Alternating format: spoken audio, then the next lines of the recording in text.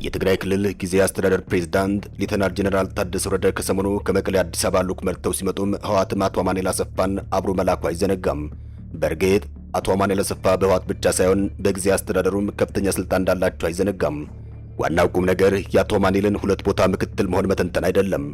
ቁም ነገሩ አቶ አማኑኤል ከጄኔራል ታደሰ ወረደ ጋር ከመቀሌ ወደ አዲስ አበባ መጥተው ከፌዴራል መንግስት ከፍተኛ ባለስልጣናት ጋር የተወያዩበት ጉዳይ ነው።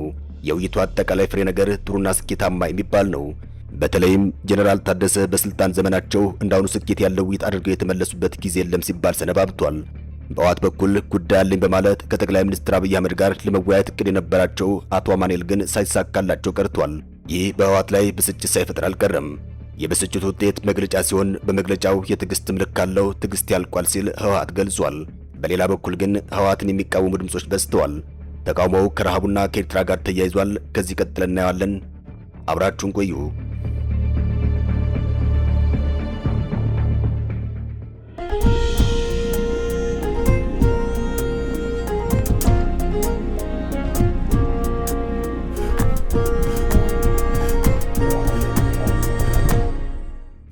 ህወሓትና ህጸጽ።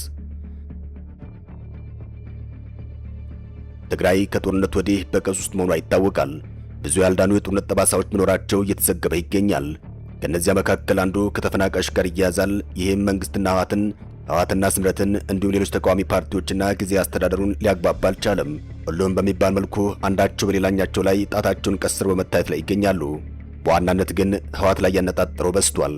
ህወሓት በትግራይ የፖለቲካ ታሪክ ውስጥ በአብዛኛው መጥፎ አሻራ ያስቀመጠ ተደርጎም የተተቸበት ጊዜ በርካታ ነው። አሁንም በትግራይ ለሚታየው ቀውስ ቀዳሚ ተጠያቂ ሆኖ እየተገለጸ ይገኛል። ከተከሰተው ረሃብ ጋር በተያያዘ የህወሓት ስም አብሮ እየተነሳ ሲሆን ለትግራይ ህዝብ መራብም ሆነ ጦርነት ውስጥ መግባት ምክንያቱ ህወሓት ነው የሚሉት ትችትም አሁን በዛ ብሎ ታይቷል። ያም ሆኖ ህወሓት የሚከሰስበትን ጉዳይ አስተባብሎ በህጸጽ መጠለያ ጣቢያ ውስጥ የሰዎችን ህይወት ለማዳን የበጎ አድራጎት ድርጅቶች ድጋፍ እንዲያደርጉ ጠይቋል። ዓለም አቀፉ ማህበረሰብ በተለይ የፕሪቶሪያው ግጭት ማስቆም ስምምነት አደራዳሪዎች ስምምነቱ ተግባራዊ እንዲሆን ታሪካዊ ኃላፊነታቸው መወጣት እንዳለባቸው አሳስቧል። በጠቅላይ ሚኒስትር አብይ አህመድ የአፍሪካ ቀንድ ጉዳዮች አማካሪ አቶ ጌታቸው ረዳ የሚመራው ስምረት ፓርቲም በጉዳዩ ላይ በሰጠው መግለጫው ኋላ ቀር ቡድን እያለ የጠራው ህወሓትን ቀዳሚ ተጠያቂ በማድረግ ክሱን አነጣጥሯል። ሳልሳይ ወያነ ትግራይም በተመሳሳይ መልኩ በሰጠው መግለጫው ለችግሮቹ መፈጠር ምክንያትና መሰረቱ ህወሓት መሆኑን ገልጿል። ህወሓት ከተፈናቃዮች መዋጮ እስከ መቀበል መድረሱን ፓርቲው መግለጹ ይታወሳል። በጉዳዩ ላይ ቢቢሲ ትግርኛ ዝርዝር መረጃን ይፋ አድርጓል። ባጭሩ እንዲህ ነው። በትግራይ ክልል በሰሜናዊ ምዕራብ አካባቢ ካሉ የተፈናቃይ ካምፖች መካከል አንዱ በሆነው ህጻጽ በርካቶች በረሃብ ውስጥ መሆናቸው እየተዘገበ ይገኛል። ተፈናቃዮቹ በእርዳታ የሚደርሳቸው የምግብ ድጋፍ በቂ ካለመሆኑም በላይ ከፍተኛ የጥራት ችግር እንዳለበት ለቢቢሲ ገልጸዋል።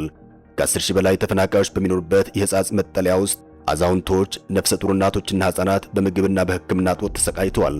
የህጻጽ ተፈናቃዮች ማዕከል አስተባባሪ ቄስ አብርሃራያ እንዳሉትም ቢያንስ 300 ሰዎች ባለፉት 6 ወራት እርዳታ አላገኙም።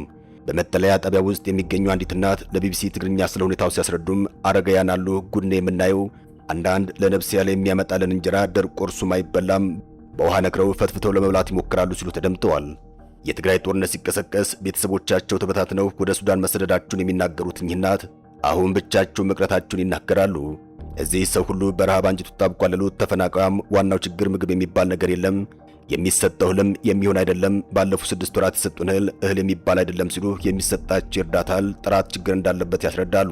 በትግራይ ክልል በመቀሌ፣ በሽሬ፣ በተንቤን፣ በአብይ አዲ፣ በሰሜን ምዕራብ አካባቢ ሰለክለኻ በአጠቃላይ ከ1 ሚሊዮን በላይ ተፈናቃዮች እንደሚገኙም የክልሉ መንግስት ይገልጻል። በካምፕ ውስጥ ዘግይተው የመጡ አረጋውያን መኖራቸውን የሚገልጹት አስተያየት ሰጪው እነሱም አሁን ለችግር መጋለጣቸውን በማስረዳት ነው። በአሁኑ ወቅት በህጻጽ ካምፕ ወደ 14000 የሚጠጉ ሰዎች እርዳታ የሚያገኙ ቢሆንም ባለፉት ወራት 300 የሚጠጉት ምንም አይነት እርዳታ ለማግኘታቸው ተዘግቧል። የሚሰጠው እህል ማሽላ መሆኑን የሚናገሩት አስተባባሪው ማሽላ የተበላሸ እንደሆነና ሌላ ተጨማሪ ገንቢ ምግብ እንደማያገኙም ሕክምናም ሆነ ንጹህ የመጠጥ ውሃ ችግር እንዳለባቸው ገልጸዋል። ላለፉት 6 ወራት እህል የማያገኝ ሰው አለም ሲሉም አስተባባሪው ገልጸዋል። የሚገኘው 1 አሊያም 2 ኪሎ ነው። የሚመጣው እህል ጥራት የሌለው ነው። አይቴም ማትበላው እህል ነው የሚደርሰን። ድረሱልን ብለን ጥሪ አድርገን የሚረዳን አላገኘንም። የዞኑ ዋና አስተዳዳሪ አቶ ግዳው አዘናው ይህንን የተፈናቃዮች ረሃብ ችግር በተለያዩ ተፈናቃዮች ካምፕ እየታየ መሆኑን ይናገራሉ። ችግሩ እንዲበረታ ያደረገው ተፈናቃዮች ለ5 ተከታታይ ክረምት በዚያ መጠለያ ጣቢያ ውስጥ ማለፋቸው ነው ሲሉም ተደምጠዋል። በቂ እርዳታ አላገኙም። ለአንድ ሰው የሚሰጠው እርዳታ በወር 15 ኪሎ ማሽላ ነው። በአሁኑ ሰዓት በመጠለያ ጣቢያ ውስጥ የሚገኙ ሰዎች ያለባቸው ችግር ከተነገረ በኋላ የተለያዩ ሰዎች ድጋፍ ለማድረግ እየተረባረቡ እንደሚገኙም የዞኑ አስተዳዳሪ መግለጻቸውን ቢቢሲ በዘገባው ገልጿል። ሕጻጽ የመጠለያ ጣቢያ አረጋውያን የሚበዙበት መሆኑ ተፈናቃዮች ሲመጡም ዘግይተው የመጡ አረጋውያን መኖራቸው ብሎም እነሱን የሚያግዛቸው የሚጦራቸው ባለመኖሩ ችግሩ የበለጠ እንዲከፋ ማድረጉ እየተነገረ ይገኛል። ይህን ችግር ለመፍታት የተንቀሳቀሰው አስተዳዳሪው ከ400 ኪሎ በላይ ዱቄት ከሽሬ አካባቢ ወደ ሕጻጽ መጠለያ ካምፕ መውሰዱን አስታውቋል። ግለሰቦች እርዳታ ለማድረግ የተንቀሳቀሱ መሆኑን የባንክ አካውንት ተከፍቶም እርዳታ ማሰባሰብ በይፋ መጀመሩ ተገልጿል። ቀውሱን የሚያባብሰው ሌላ የጦርነት ስጋት።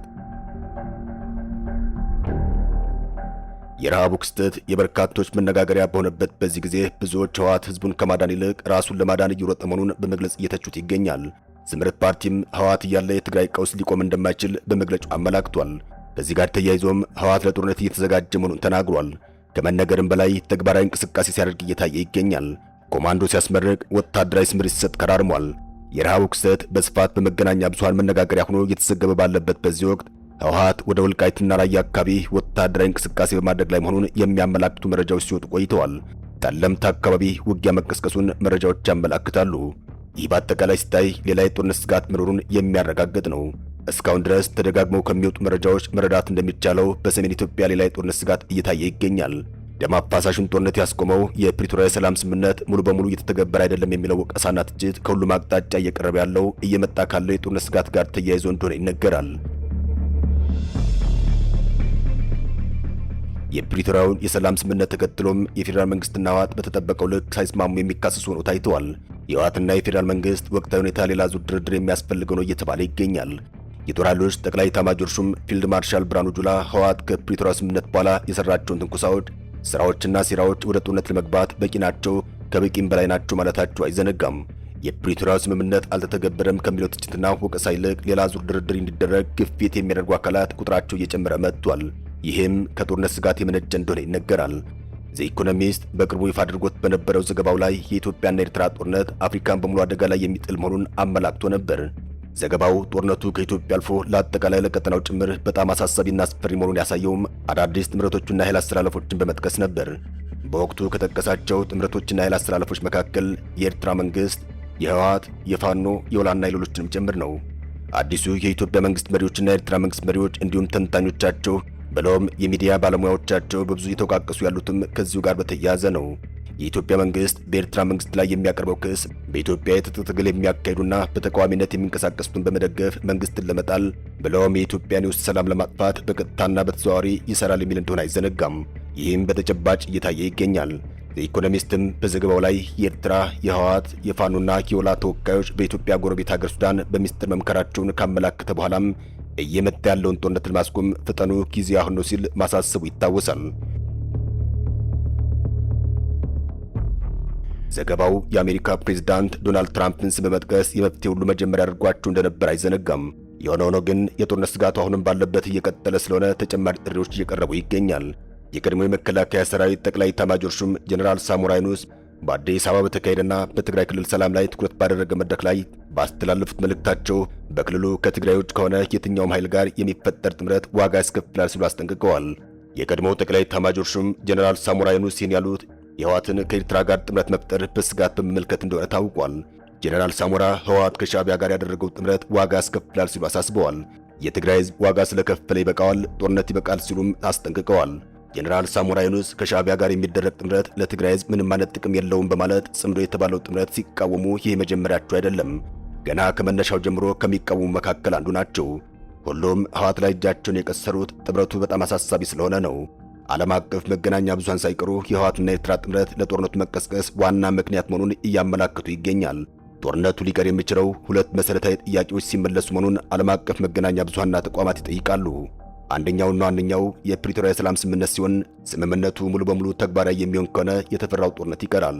ሁለተኛው ህወሓት ከኤርትራ መንግስት ጋር ያለው ግንኙነት የፌዴራል መንግስት ባልፈቀደው መልኩ ስለቀጠለም እሱን ማቋረጥ አለበት የሚል ነው።